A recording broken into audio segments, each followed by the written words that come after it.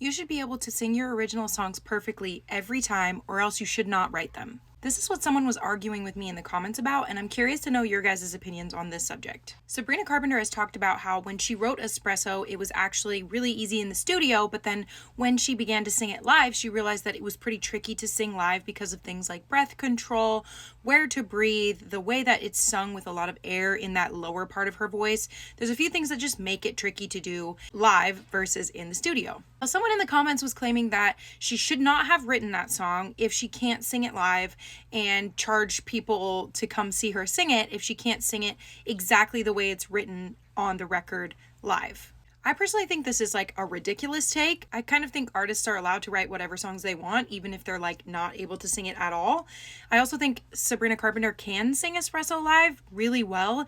It's just that she has to change certain things and be very smart about her vocals in order to make it doable in a live setting rather than in a studio setting. I also think that singers are not robots, and singers do not have perfect singing technique 24/7. Sometimes they're sick, sometimes they're dealing with allergies, sometimes they're overusing their voice, sometimes they have fatigue. There's so many things that can affect a singer, especially in a live setting, that make it so that sometimes it's just not going to come out as good. Even the best singers in the world, even Celine Dion, Adele, Whitney Houston, all of these singers who are known as powerhouse voices for decades can have days where they're not doing their best. And that's just because the voice is part of your body. Sometimes your body is not doing its best. So just because you write a song that's more tricky to sing live, it doesn't necessarily mean that you shouldn't sing it live, or that you shouldn't write that song, or that you shouldn't put it out on a record. I think there's a lot of like more old school people who really hate overdone production on songs, especially like pop music and stuff. And so they hate the idea of writing a song or producing a song that you can't sing live, because that might mean that it's like overproduced, or that they're doing too much to it in the studio